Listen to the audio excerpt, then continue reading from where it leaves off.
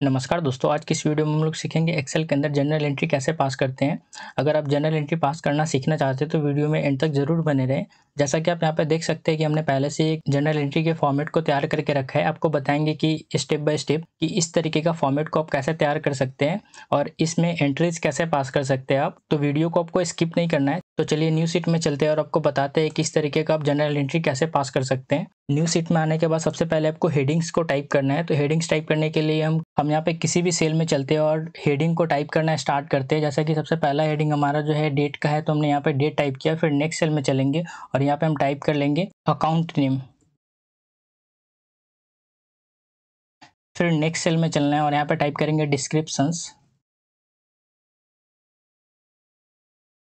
फिर next cell में चलेंगे और टाइप करेंगे रेफरेंस। फिर नेक्स्ट सेल में चलना है और यहाँ पे टाइप करेंगे डेबिट, फिर क्रेडिट। और यह सारा हेडिंग्स जो है छिप रहा है, तो आपको हेडिंग का विड्थ को इंक्रीज कर लेना है। जैसे अकाउंट नेम इतने के अंदर तो आएगा नहीं, तो हेडिंग को हम यहाँ से विड्थ को इंक्रीज कर लेंगे।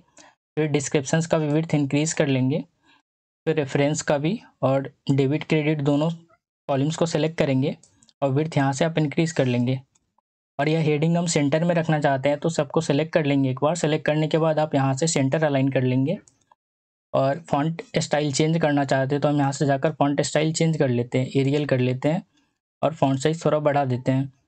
अब हमको ऊपर में हेडिंग लिखना है जनरल एंट्री, तो हम स्टार्टिंग पॉइंट से सेलेक्ट करेंगे और एंडिंग पॉइंट तक जाएंगे क्रेडिट के, और यहाँ पे मर्ज एंड सेंटर का यूज़ करेंगे और यहाँ पे लिख लेंगे आप जनरल एंट्री।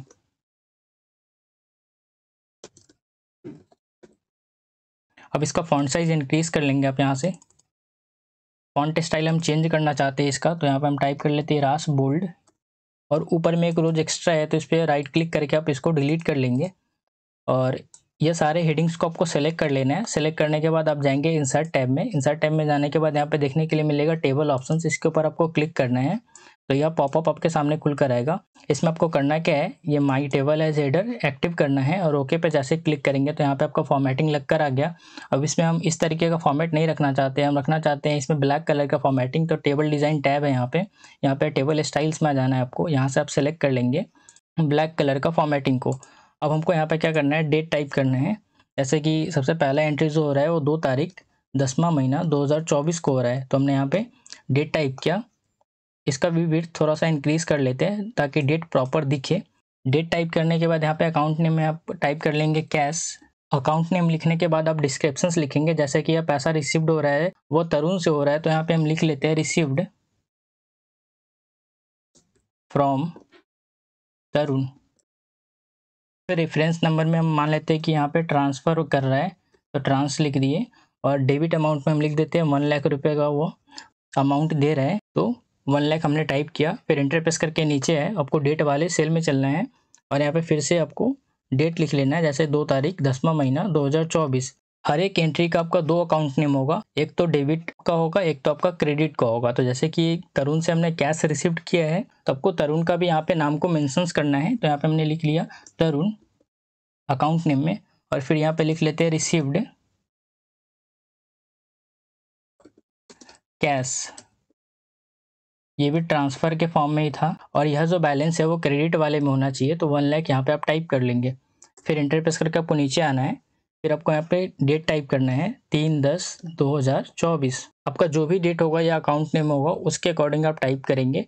हम यहाँ पे एग्जाम्पल के तौर पे आपको बता रहे हैं कि किस तरीके से आप एंट्रीज को पास कर सकते हैं। अब जैसे कि हमने फर्नीचर खरीदा, तो यहाँ पे फर्नीचर अकाउंट लिख देंगे। फिर जो खरीदा है हमने वो कैश के फॉर्म में खरीदा है, तो परचेज्ड विथ कैश लिख देते हैं। इसका इनवॉइस नंबर हम यहाँ पे टाइप कर लेते हैं रैंडमली कुछ भी 0012। और यह जो फर्नीचर हमने खरीदा है मान लेते हैं कि 20,000 का खरीदा है, तो 20,000 आपको टाइप करना है। फिर एंटर प्रेस करके नीचे आएंगे और किस डेट को खरीदा था, तो 3 तारीख को खरीदा था, तो 3/10/2024 टाइप करेंगे डेट में। तो जो आपने फर्नीचर खरीदा था वो किस फॉर्म में खरीदा था, तो कैश से खरीदा था आपने, तो यहाँ पे हम कैश अकाउंट लिख लेते हैं और यहाँ पे फिर लिख लेंगे परचेस्ड फर्नीचर।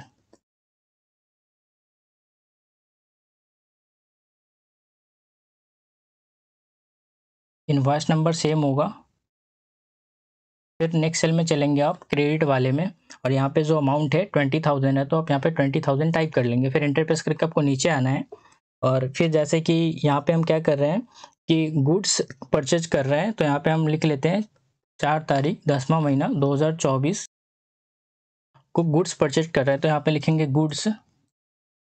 फिर यहाँ पे लिख लेंगे हम कैसे परचेज कर रहे हैं, तो purchased with cash. Invoice number इसका लिख लेते हैं INV001, और यह जो गुड्स खरीद रहे हैं मान लेते हैं कि 30,000 का आप खरीद रहे हैं।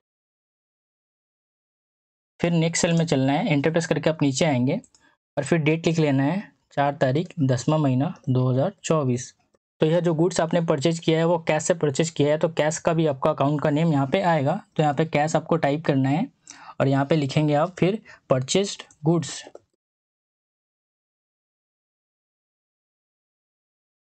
अब इनवॉइस नंबर सेम होगा INB001, और इसका बैलेंस जो होगा वो क्रेडिट होगा, तो यहाँ पे टाइप कर लेंगे क्रेडिट वाले में 30,000। अब जैसे हम सेल कर रहे हैं तरुण को गुड्स, तो यहाँ पे फिर लिखेंगे डेट पहले, मान लेते कि यह 5 तारीख 10वां महीना 2024 को सेल कर रहे हैं, तो यहाँ पे हम लिखेंगे तरुण,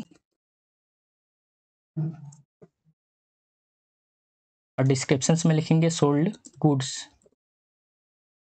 इनवॉइस नंबर यहाँ पे टाइप कर लेंगे INV00, मान लेते हैं कि इसका 2 है, और यह जो गुड्स हम सेल कर रहे हैं वो 15,000 का सेल कर रहे हैं, तो यहाँ पे 15,000 आपको टाइप कर लेना है। फिर एंटर प्रेस करके आपको नीचे आना है, फिर सेम डेट लिखना है 5 तारीख 10वां महीना 2024। फिर टैब बटन का यूज़ करके नेक्स्ट सेल में चलेंगे, और यह जो गुड्स सेल हुआ है वह तरुण को सेल हुआ है, तो तरुण का अकाउंट डेबिट हुआ है आपका, और गुड्स आपका क्या हुआ होगा, कम हुआ होगा, तो आपको गुड्स यहाँ पे लिखना है गुड्स अकाउंट, और डिस्क्रिप्शंस में लिख लेंगे सोल्ड टू तरुण।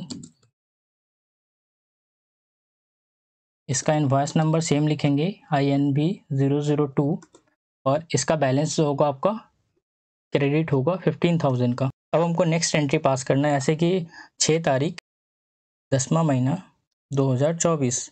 अब मान लेते हैं कि रेंट पेड कर रहे हैं, तो अकाउंट में लिखेंगे रेंट, और फिर डिस्क्रिप्शंस में लिख लेंगे रेंट पेड विथ कैश। फिर नेक्स्ट सेल में चलना है, इसका रेफरेंस नहीं है तो हम यहाँ पे रेफरेंस नहीं लिखते, चूंकि कैश के फॉर्म में पेमेंट हो रहा है, तो यहाँ पे अमाउंट हम यहाँ पे टाइप कर लेते हैं, जैसे कि 5,000 का रेंट पेड कर रहे हैं तो डेबिट हो रहा है। फिर एंटर प्रेस करके आपको नीचे आना है, और यहाँ पे डेट लिखना है 6 तारीख 10वां महीना 2024। फिर यह जो पेमेंट हो रहा है किस फॉर्म में हो रहा है, तो कैश के फॉर्म में हो रहा है, तो कैश अकाउंट डालेंगे, और यह जो है आपका डिस्क्रिप्शन होगा रेंट पेड, और इसका बैलेंस जो होगा आपका 5,000 क्रेडिट होगा। और फिर मान लेते हैं कि जैसे कि 7 तारीख 10वां महीना 2024 को आप पेड कर रहे हैं वेजेस, तो वेजेस यहाँ पे हम टाइप किए, और डिस्क्रिप्शंस में लिख लेते हैं पेड विथ कैश, और मान लेते हैं कि डेबिट अमाउंट जो हो रहा है वो 400 का हो रहा है। फिर एंटर प्रेस करके आपको नीचे आना है, फिर डेट लिखेंगे 7 तारीख 10वां महीना 2024, और ये जो आप पेमेंट करें कैश के फॉर्म में करें, तो कैश अकाउंट आप लिखेंगे और लिख देंगे वेजेस पेड डिस्क्रिप्शंस में। फिर आपको 400 क्रेडिट वाले में लिख लेना है, एंटर प्रेस करके आप नीचे आएंगे।